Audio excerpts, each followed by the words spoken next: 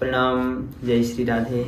3 मार्च दिन शुक्रवार, एकादशी व्रत। इस एकादशी का नाम है आमलिका। आंवला जो होता है, आंवले के नाम पे ही इस एकादशी का नाम पड़ा है और आंवले की एकादशी व्रत का। इसमें आंवले की पेड़ के नीचे भगवान विष्णु की पूजा करना अत्यंत लाभकारी और शुभकारी माना जाता है। कहा जाता है कि जो द्वादशी में व्रत भी खोलना है तो इसी पेड़ के नीचे अगर व्रत खोला जाए तो बहुत ही उत्तम और बहुत ही अच्छा माना जाता है। और यह व्रत सभी पापों को नष्ट करने वाला एक ऐसा व्रत है, चाहे कितना भी बड़ा पापी क्यों ना हो, अगर उसने विधि विधान के साथ यह व्रत किया है तो अवश्य उसके सारे पाप खत्म हो जाते हैं और वहाँ मोक्ष का अधिकारी बने। कहा जाता है कि एक बार की बात है कि जो राजा मानधाता थे उन्होंने वशिष्ठ जी से पूछा कि हे वशिष्ठ जी, हे ऋषिवर, आप मुझे फाल्गुन मास के शुक्ल पक्ष की जो एकादशी है उसके बारे में बताइए। तब वशिष्ठ जी ने कहा कि हे राजन, आपने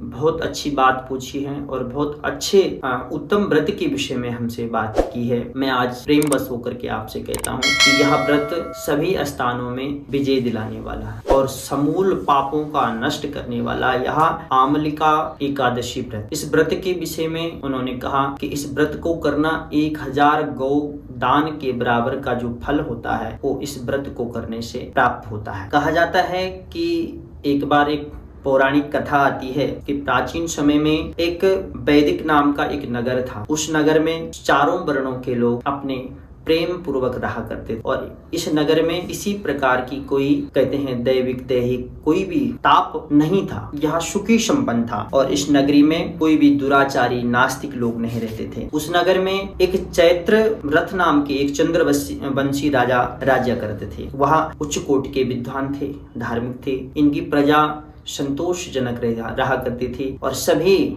उस नगर में, उस राज्य में बूढ़े बुजुर्ग, जितनी भी माता बहनें, सब सुखी संपन्न थे और सभी एकादशी का व्रत रखा करते। तो एक दिन की बात है कि यही आमलिकी एकादशी का व्रत था और राजा ने प्रत्येक एकादशी के व्रत जिस प्रकार करते थे उसी प्रकार उन्होंने यह व्रत भी किया।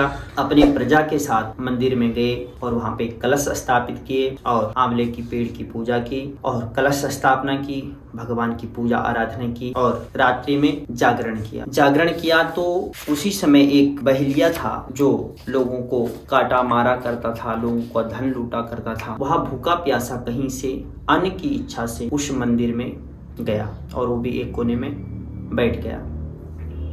उसने रात्रि में जागरण किया। अन्न तो उसको कुछ मिला नहीं क्योंकि उस दिन एकादशी थी और सबने जागरण किया। तो उसने भी एक कोने पे व्रत कथा या भगवान विष्णु का महत्व सुना, एकादशी का महत्व सुना और उसने रात्रि भर उसने जागरण किया। जब प्रातः हुई, सबको प्रसाद वितरित हुआ, उसको भी प्रसाद मिला और वह अपने घर की ओर चला गया और वह बहुत भूखा प्यासा था और समय की प्रभाव से कह लो या उसका पूरा समय हो गया था। उसी दिन उसकी मृत्यु हो गई तो उसने तो नरक में जाना ही था, लेकिन उस एकादशी के प्रभाव से जो उसने उस दिन भूखा रहा और रात्रि में जो जागरण किया, उस प्रभाव से उसको अगले जन्म जो है राजा विदुरथ नाम के यहाँ जन्म लिया और उसका नाम रखा गया वसुरथ नाम रखा गया और धीरे धीरे यह बड़ा हुआ और ये भी कहा जाता है कि 10,000 ग्रामों का एक राजा इसको चुना गया और इसकी चतुरंगी सेना सहित इसको आनंद पूर्वक अपना जीवन यापन करने लग गया। एक दिन की बात है कि यही राजा वसुरथ नाम का शिकार खेलने के लिए गया और जंगल में इसने रास्ता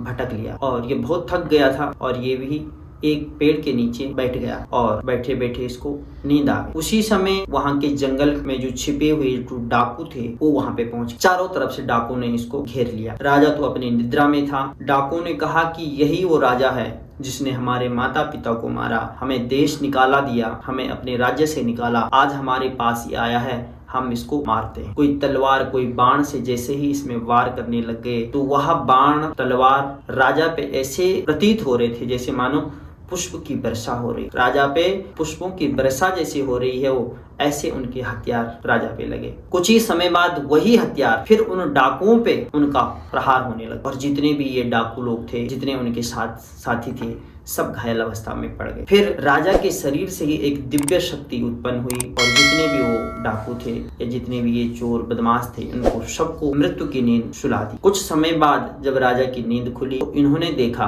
कि यहाँ चारों तरफ ये सारे पड़े हुए हैं, इनको किसने मारा हो, मेरा हितैषी इस घनघोर जंगल में कौन हो सकता। तो उसी समय आकाशवाणी हुई कि हे राजा, यह भगवान की कृपा से ही हुआ है और श्री हरि के अलावा तुम्हारा यहाँ कौन हो। तो यह कथा मानधाता को वशिष्ठ जी सुना रहे हैं, कह रहे हैं कि इस जन्म की छोड़ो, उसको अगले जन्म में भी इसका इतना पुण्य प्रभाव और उस पुण्य के प्रभाव से उसके शरीर में ऐसी तेजी बनी रही जिससे कोई दिव्य शक्ति उत्पन्न हुई और उसके जितने भी शत्रु थे उन शत्रुओं का नाश हुआ। भगवान की कृपा और हरि की कृपा इस राजा पे इस जन्म में भी बनी रही और इसने विधिवत एकादशियों का व्रत किया और करता रहा।